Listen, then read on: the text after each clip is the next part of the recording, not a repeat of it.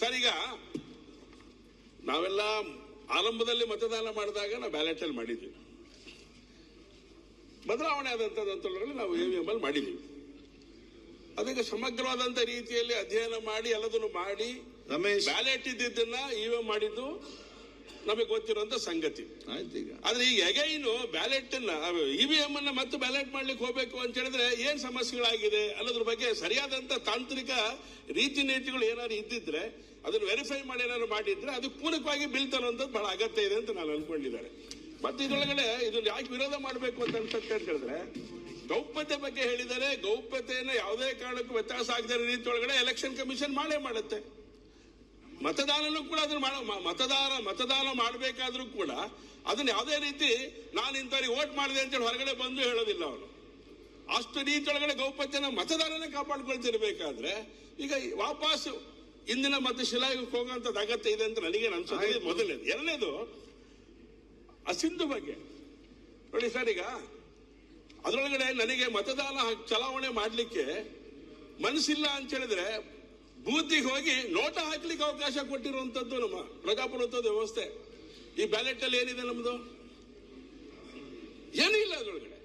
ಹಾಗಾಗಿ ಒಂದು ಸಿಸ್ಟಮ್ ಅನ್ನ ಏಕಾಏಕಿ ಬದಲಾವಣೆ ಮಾಡ್ತೀವಿ ಅಂತ ಹೇಳಿದ್ರೆ ಹೇಗೆ ಸಾಧ್ಯ ಆಗತ್ತೆ? ಇದ್ರ ಬಗ್ಗೆ ನಮ್ಗೆ ಗಂಭೀರವಾಗಿ ಯೋಚನೆ ಮಾಡ್ಬೇಕಾದ್ರೆ ಸಂಗತಿ.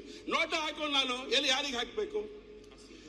ರೂಪ ಅವರೇ, ಅಸಿಂಧುತ್ವ ಮತ್ತೆ ಮ್ಯಾಕ್ಸಿಮಮ್ ಆಗಿ ಬ್ಯಾಲೆಟ್ ಬಾಕ್ಸ್ ಅಲ್ಲಿ ಬ್ಯಾಲೆಟ್ ಪೇಪರ್ ಮೂಲಕ ಎಲೆಕ್ಷನ್ಗಳಾದಂತ ಸಂದರ್ಭದಲ್ಲಿ ಎಷ್ಟು ಇನ್ವ್ಯಾಲಿಡ್ಗಳು, ಎಷ್ಟು ಪರ್ಸೆಂಟ್ ಇನ್ವ್ಯಾಲಿಡ್ ಆಗ್ತಾ ಇತ್ತು? EVM ಬಂದ್ಮೇಲೆ ಎಷ್ಟು ಪರ್ಸೆಂಟೇಜ್ EVM ಆಗ್ಲಿಕ್ಕೆ ಸಾಧ್ಯತೆ ಇದೆಯಾ? ಚಾನ್ಸಸ್ಸೇ ಇಲ್ಲ. ಸೊ ಹಾಗಾಗಿ ಈ ರೀತಿಯ ಒಂದು ಸರಿಯಾದಂತ ದಿಕ್ಕಲ್ಲಿ ಯೋಚನೆ ಮಾಡುವಂತ ಚುನಾವಣಾ ಆಯೋಗದ ಒಂದು ಯೋಚನೆಯನ್ನ ನಾವು ಏಕಾಏಕಿ ಬದಲಾವಣೆ ಮಾಡುವಂತದ್ದು ಈಗ ಅಗತ್ಯ ಇದೆಯಾ ಅನ್ನೋದು ಮೊದಲನೇ ಮೂಲಭೂತವಾದಂತ ಪ್ರಶ್ನೆ. ಎರಡನೇ, ಇನ್ನೊಂದು ಇತ್ತೀಚೆಗೆ ಒಂದು ನ್ಯಾಯಾಲಯ ಆದೇಶ ಯಾವ್ದಲ್ಲ ಒಂದು ನಮಗೆ ಬೇಕು ಸರ್, ಈ ಬದಲಾವಣೆ ಮಾಡಬೇಕು ಅಂತ ಹೇಳಿದ್ರೆ ಈಗ ಉದಾಹರಣೆಗೆ ನಮ್ಮ ಇವರು ನಮ್ಮ ಕಂದಾಯ ಸಚಿವರು ಯೋಚನೆಗಳನ್ನು ಮಾಡೋದು ಎಲ್ಲದನ್ನು ಕೂಡ ಆನ್ಲೈನ್ ಮೂಲಕ ಎಲ್ಲದನ್ನು ಮಾಡಬೇಕು ಅಂತೇಳಿ ಜನ ಬಯಸಿರ್ಲಿಲ್ಲ ಅದನ್ನ. ಆದ್ರೆ ಒಂದು ಒಳ್ಳೆ ಸಂಗತಿ ಮಾಡಬೇಕು ಅಂತ ಯೋಚನೆ ಮಾಡಿದ್ರು. ಆದ್ರೂ ಆಗುವಂತ ಅನಾಹುತಗಳು ಸರಿಪಡಿಸಕ್ಕೆ ಆ ಯೋಚನೆಗಳನ್ನು ಮಾಡಿದ್ದಾರೆ ಆನ್ಲೈನ್ ಮೂಲಕನೇ. ಮತ್ತು ವಾಪಸ್ ಅವರು ಸರಿ ಆಗ್ತಿಲ್ಲ ಅಂತೇಳಿ ಎಲ್ಲೂ ಕೂಡ ಕೈಯಲ್ಲೇ ಬರೆದುಕೊಡಿ ಅಂತ ಹೇಳ್ತಾ ಇಲ್ಲ ಅವರು. ಓಕೆ, ಸೊ ಹೀಗೆಲ್ಲ ಇರ್ಬೇಕಾದ್ರೆ ಮೊನ್ನೆ ಇತ್ತೀಚೆಗೆ ನಡೆದಂತ ಒಂದು ಸಂಗತಿ ನಾನು ಹೇಳ್ತೇನೆ. ಅಕಸ್ಮಾತ್ ನ್ಯಾಯಾಲಯಗಳು ಕೂಡ ಇದ್ರ ಬಗ್ಗೆ ಗಂಭೀರವಾಗಿ ಯೋಚನೆ ಮಾಡ್ತಾ ಇದ್ದಾರೆ ಅನ್ನೋದಕ್ಕೆ ಒಂದು ಸರಿಯಾದಂತ ಪುರಾವೆ ಇದೇ ಸೆಷನ್ ನಡೆದಿದೆ ನಮಗೆ. ಉದಾಹರಣೆಗೆ ಮಾಲೂರು ಕ್ಷೇತ್ರ ನಂಜೇಗೌಡರಿಗೆ ಸಂಬಂಧಪಟ್ಟಂತ ಒಂದು ಡಿಸಿಷನ್ ಹೊರಗಡೆ ಬಂದಿದೆ ಸರ್. ಅದು EVM ಮೂಲಕ ಚುನಾವಣೆ ನಡೆದಿದ್ದು. ಅಲ್ಲಿ ಯಾವುದೇ ರೀತಿಯ ವ್ಯತ್ಯಾಸ ಆಗಿದೆ ಅಂತ ಹೇಳಿ ಆ ನಂಜೇಗೌಡರಿಗೆ ಯಾವುದೇ ತೀರ್ಮಾನ ಕೊಡ್ಲಿಲ್ಲ ನ್ಯಾಯಾಲಯ. ಸರಿ ಇದೆ ಅನ್ನುವಂಥ ಸಂಗತಿನೂ ಕೂಡ ನ್ಯಾಯಾಲಯನೇ ಕೊಟ್ಬಿಟ್ಟಿದೆ.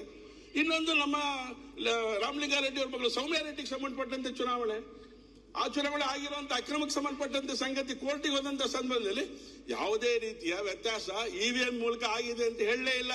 ಬದಲಾಗಿ ಒಂದು ಓಟ್ ವ್ಯತ್ಯಾಸ ಆಗಿದೆ ಎಲ್ಲಿ? ಪೋಸ್ಟಲ್ ಬ್ಯಾಲೆಟ್ ಅಲ್ಲಿ.